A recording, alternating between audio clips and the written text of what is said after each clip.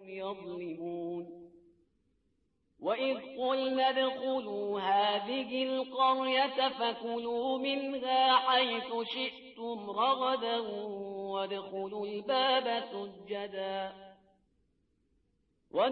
الباب سجدا وقولوا حطة نغفر لكم خطاياكم وسنزيد المحسنين فبدل الذين ظلموا قولا غير الذي قيل لهم فأنزلنا على الذين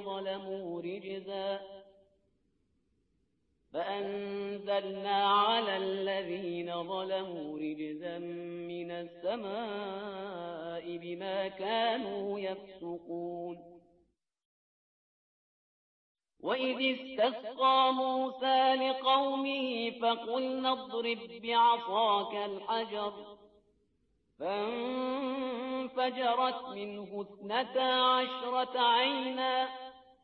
قد علم كل أناس مشربهم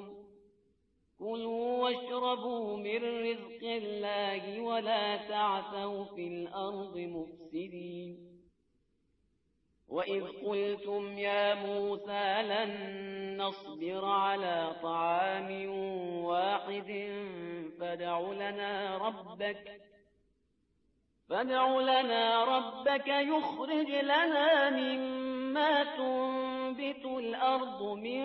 بقلها وقثائها وفومها وعدسها وبصلها قال أتستبدلون الذي هو أدنى بالذي هو خير اهبطوا مصرا فإن لكم ما سألتم وضربت عليهم الذلة والمسكنة وباءوا بغضب من الله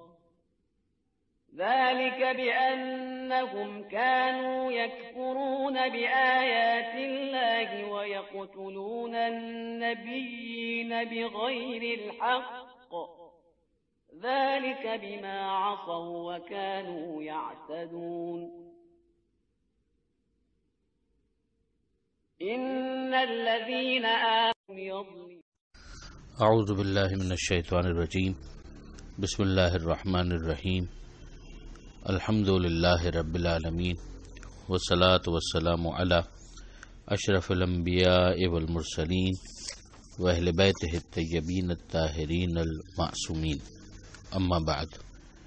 سورہ مبارکہ بقرہ آیت نمبر 58 سے آیت نمبر 61 58 to 61. اس صفحے پر بھی پروردگار عالم نے بنی اسرائیل ہی کی بات کو کنٹینیو کیا ہے اور فرعون کے مظالم سے نجات کے بعد جو راستے میں مختلف مراحل سے بنی اسرائیل والے گزرے اور جو اس میں ان کا بیہیویئر رہا اور جو ان کی طرف سے کفران نعمت کا سلسلہ رہا اس کا ذکر ہوتا ہے. ایک قریہ اور بستی کا ذکر ہے کہ جہاں پر ان کو داخل ہونے کا حکم دیا گیا اور ساتھ ہی ساتھ یہ بھی بشارت دی گئی کہ یہاں پر جب جاؤ گے تو تمہارے لیے غذا کا رزق کا وافر انتظام ہوگا، مگر وہاں پر داخل ہوتے ہوئے دروازے پر یعنی شہر کے دروازے پر سجدہ ریز ہو جاؤ اور خدا سے مناجات کرو. اور ایک لفظ کہنے کی انہیں تاکید کی گئی، حتہ، جو مغفرت کے لیے استعمال ہونے والا لفظ تھا. اور پروردگار عالم نے ضمانت دی کہ اگر تم یہ کرو گے تو ہم تمہاری مغفرت بھی کر دیں گے اور جو نیکی کرنے والے ہیں ان کو اور اضافے کے ساتھ اجر عطا کریں گے. ہونا یہ چاہیے تھا کہ وہ اس اپارچونٹی سے فائدہ اٹھاتے، مگر انہوں نے کیا یہ کہ اس لفظ ہی کو تبدیل کر دیا. قرآن میں وہ لفظ تو نہیں آیا کہ انہوں نے بدل کر کیا کہا، مگر تفاسیر کے اندر یہ آیا ہے کہ انہوں نے گویا مذاق اڑاتے ہوئے حتہ کی جگہ ہنتا کہنا شروع کر دیا. حتہ کا مطلب ہم تیری مغفرت طلب کرتے ہیں، تو ہمارے گناہوں کو معاف کر دے، جبکہ ہنتا کا مطلب گندم یا گیہوں. یہ ایک طرح سے شکم پوری کی طرف جو ان کی رغبت تھی اس کو بھی بتاتا ہے اور ساتھ ہی ساتھ مذاق اڑانا کہ یہ حکم خدا کا استہزاء کرنے والے لوگ تھے. اور پھر میں آپ کو یاد دلا دوں کہ اس سے پہلے یہ بڑی بڑی نشانیاں دیکھ چکے تھے فرعون کے چنگل سے آزاد ہونا یہ چھوٹی نشانی نہیں تھی، جس پر پھر پروردگار عالم نے یہ ارشاد فرمایا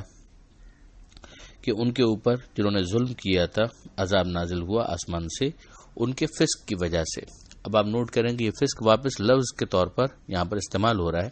اور ہم اس کے بارے میں پہلے سن چکے ہیں کہ فسق جو ہے وہ انسان کو ہدایت سے دور کرتا ہے، کہ پھر خدا کی طرف سے گمراہی کی مار پڑ جاتی ہے۔ جہاں پر پروردگار عالم نے خاص ظالمین کا ذکر کیا، جو خود اس بات کی دلیل ہے کہ جنہوں نے ظلم نہیں کیا تھا ان کے اوپر وہ عذاب نازل نہیں ہوا، جو عذاب کی جو بھی کیفیت رہی ہو۔ وہ بستی کون سی تھی اس کا بھی ذکر قرآن میں نہیں آیا، بعض تفاسیر کے اندر بہرحال بیت المقدس سے اسے تعبیر کیا گیا ہے کہ یہ شہر بیت المقدس کی بات ہو رہی ہے۔ دلچسپ بات یہ ہے کہ روایات کے اندر، احادیث کے اندر حضرت امیر المومنین علی بن ابی طالب علیہ الصلوۃ والسلام کو باب حتہ سے تعبیر کیا گیا کہ اس امت کے لیے علی کی حیثیت باب حتہ کی ہے، کہ گویا علی سے قریب ہونا اور علی کے راستے پر چلنا پیغمبر اکرم صلی اللہ علیہ وآلہ وسلم کے بعد گویا مغفرت کے دروازے تک پہنچ جانا ہے۔ پھر اس کے بعد پروردگار عالم ایک اور مرحلے کا ذکر کرتا ہے کہ جب قوم والوں نے موسیٰ علیہ السلام سے یہ کہا کہ ہمیں پانی چاہیے، تو حضرت موسیٰ علیہ السلام نے پروردگار عالم کی بارگاہ میں پانی کی دعا مانگی، جس کے جواب میں پھر پروردگار عالم نے یہ کہا کہ اپنا عصا پتھر پر مارو اور اس میں سے 12 چشمے پھوٹ پڑے۔ یہ 12 کا جو عدد آیا ہے یہ قرآن کے مختصات میں سے ہے، ورنہ اس واقعے کا کچھ نہ کچھ ذکر قبل کی کتابوں کے اندر بھی ملتا ہے، مگر عدد کہ وہ 12 چشمے تھے یہ نہیں ملتا، تو یہاں پر 12 کا عدد بھی بیان ہوا۔ یہیں پر ہمیں وسیلے کی اہمیت بھی سمجھ میں آتی ہے کہ حضرت موسیٰ علیہ السلام سے جو انہوں نے دعا کی فرمائش کی کہ ہمارے لیے آپ خدا سے دعا مانگیں، تو حضرت موسیٰ علیہ السلام نے دعا کی، تو دعا مانگنے میں بھی کوئی حرج نہیں ہے، اور ولی خدا سے، نبی خدا سے دعا کی درخواست کرنے میں بھی کوئی حرج نہیں ہے۔ نبی خدا کا خدا کی بارگاہ میں اپنی قوم کے لیے دعا مانگنے میں بھی کوئی حرج نہیں۔ اور پھر اس کے بعد پروردگار عالم نے ایک اور وسیلے کی طرف متوجہ کیا کہ پتھر پر عصا مارو، تو ظاہر ہے کہ یہ پتھر بھی وسیلہ بنا اور عصا بھی وسیلہ بنا۔ ہاں، اس کے اندر جو چیز قابل اعتراض تھی وہ یہی، جس کا تذکرہ ان آیتوں میں تو نہیں آیا، لیکن بہرحال تفاسیر میں دیکھا جائے تو ملتا ہے کہ موسیٰ علیہ السلام کی قوم نے اپنے نبی کے ساتھ اس مرحلے پر بھی بدتمیزی کی اور جسارت کی۔ وہ یقیناً قابل مذمت ہے، اور باقی تمام چیزیں اپنی جگہ پر درست ہیں، کہ کوئی حرج نہیں کہ کسی نبی یا ولی سے دعا کی درخواست کی جائے۔ پروردگار عالم نے بتایا کہ جب پانی جاری ہوا تو سب نے اپنا گھاٹ بھی پہچان لیا کہ قوم کے کون سے افراد کس جگہ سے اپنا پانی حاصل کریں گے، اور ساتھ ہی ساتھ نصیحت کی گئی کہ کھاؤ پیو رزق میں سے اور زمین میں فساد برپا مت کرو۔ پھر ان کی ناشکری کہ کسی مرحلے پر انہوں نے حضرت موسیٰ علیہ السلام سے یہ کہا کہ ہم ایک کھانے پر صبر نہیں کر سکتے۔ یہ انداز خود بتاتا ہے کہ کتنی جسارت تھی اس قوم کے اندر۔ اور پھر وہ لوگ کہتے ہیں کہ اپنے رب سے یہ کہیے، اب یہ انداز کہ اپنے رب سے کہیے، جبکہ وہ سب کا رب ہے، مگر اس موقع پر یہ کہنا کہ اپنے رب سے یہ کہیے کہ ہمارے لیے زمین سے سبزی فراہم کرے، ہم ککڑی کھانا چاہتے ہیں، لہسن کھانا چاہتے ہیں، مسور کھانا چاہتے ہیں اور پیاز کھانا چاہتے ہیں۔ تو آسانی کے ساتھ پروردگار عالم نے من و سلوہ کا انتظام کیا تھا۔ وہ درمیان میں ایک آزمائش سے گزر رہے تھے، خود ان کے اپنے کفران نعمت کی وجہ سے ان کے لیے مشکلات تھی، اور زمین میں انہوں نے اپنے لیے ایک مشکل ایجاد کی تھی کہ اس جگہ داخل ہونے سے بھی انکار کر دیا تھا، جس کی تفصیل اپنے مقام پر آئے گی۔ تو اس موقع پر تو جو مل رہا تھا اسے وہ غنیمت جاننا چاہیے تھا، اور جبکہ من و سلوہ جو حضرت موسیٰ علیہ السلام کے آگے تعبیر بھی ہے کہ وہ بہتر تھا اس سے کہ جو یہ لوگ مانگ رہے تھے، تو ان کا یہ انداز خود اپنی جگہ پر بہت زیادہ گستاخی والا تھا۔ اس کے جواب میں موسیٰ علیہ السلام نے تبصرہ یہی کیا کہ تم جو بہتر چیز ہے اس کے بدلے میں کمتر کو مانگ رہے ہو، چلو اگر ایسا ہی ہے تو کسی شہر میں اتر جاؤ،